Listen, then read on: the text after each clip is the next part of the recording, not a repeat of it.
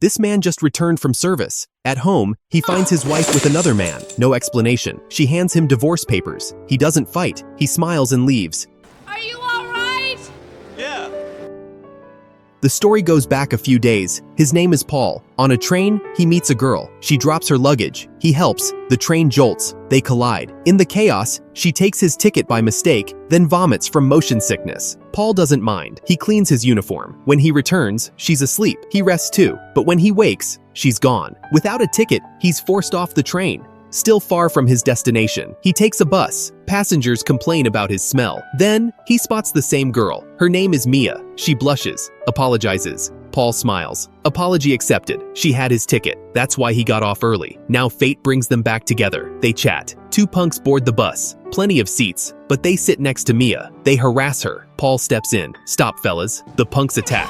Paul, trained and sharp, beats them easily, but the driver throws him off. Mia stays behind, disappearing in the dust. Taking a shortcut, Paul finds Mia again, crying. She confesses she's a graduate student, tricked by a professor, now pregnant and abandoned, too scared to go home. Her father is strict, obsessed with family honor. Paul suggests, how about showing up with a husband, just for one night? He leaves a note. Everyone will pity you. She hesitates. There's nobody. Paul replies. Mia, there's me. Paul helps her not only for her sake. He carries his own scars. 4 years overseas. On the day he returned, no one waiting. He walked home in the rain. His wife sat in pajamas, reading. The letters he wrote, untouched. She quickly sent him on a business trip, selling chocolates in uniform. He needed time to think about his life. Then he met Mia. Helping her gave him purpose. They arrive at Mia's hometown. Vineyards everywhere. Paul improvises. He makes a ring from chocolate wrapping. They stage a wedding. Suddenly, a gunshot. Paul shields her. It's Mia's father.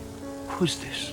My husband. The father explodes. He swears he'll annul it, even with the Pope. But the family, charmed by Paul, celebrate instead. The father drags it to Grandpa. Grandpa simply says, I said welcome. The old man smiles, tastes Paul's chocolate. It's wonderful, wonderful. The tension softens. Mia's mother asks, are you willing? If you love, nothing can stop you. That night, the family dresses up for dinner. Paul and Mia recite their story like rehearsed lines. The father interrupts, still furious. He learns Paul grew up in an orphanage. Their family has 400 years of history. To him, Paul is nothing but an outsider. Mia defends Paul. Her father tears him down. Paul, humiliated, steps out for air. Mia apologizes. Paul shrugs it off. As an orphan, he once wished on stars for a family like hers. He even excuses her father. Any father would resist a stranger. And after tonight, they'll part anyway. Mia smiles faintly. But the wedding night won't be so easy to fake. By local custom, Mia's mother gives the master bedroom to the newlyweds. The bed came from Paris, once her dowry, passed down from her grandfather. She places a rose, blessing eternal love, but Paul lays a blanket on the floor. Mia suddenly asks, if the baby wasn't yours, would you marry her? Paul answers, if I loved her. Night falls. Silence. Then loud knocks. Her father wants to bless the couple. Mia drags Paul into bed, but the floor bedding is exposed. To avoid more surprises, they decide to share the bed. One left, one right. Awkward.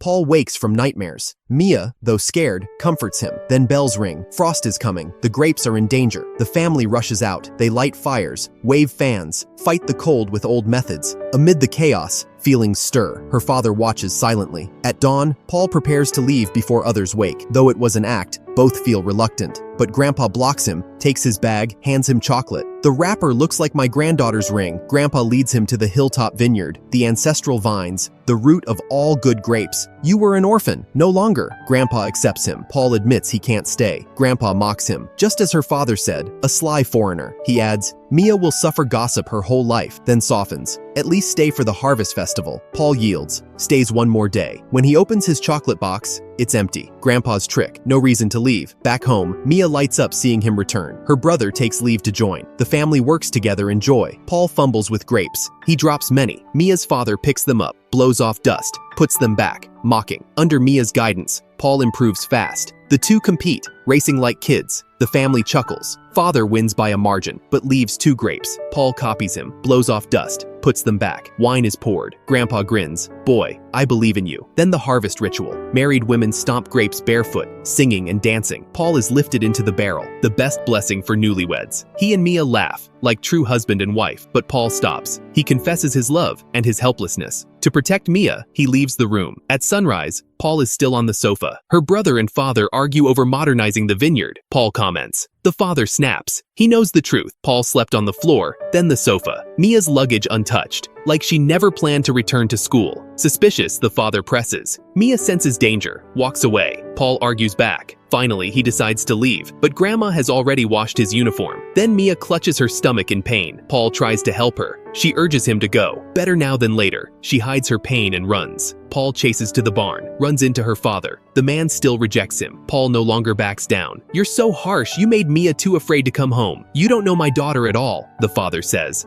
I know that she is good and strong and deserves all the love this world has to give.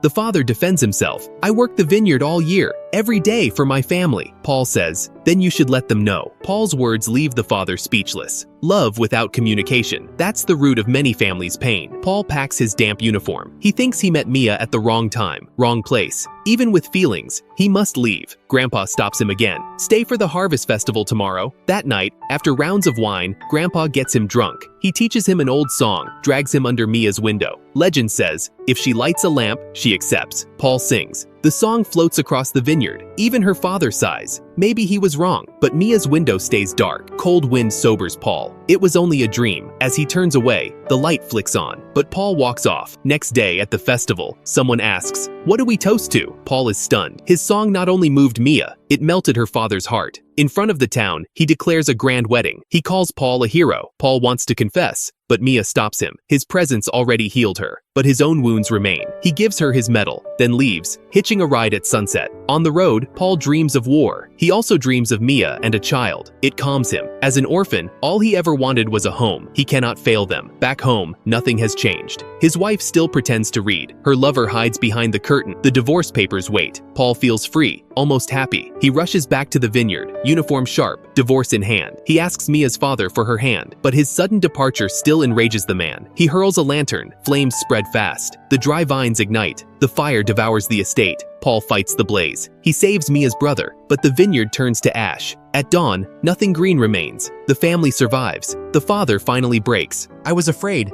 of losing you. I didn't know how to love. Father and daughter embrace. Some truths are only learned after loss. When all hope fades, Paul runs into the smoke. He digs up the ancestral vine. The father cuts the stem, moist inside. The root lives. As long as the root survives, the vineyard will rise again. At last, the father accepts Paul.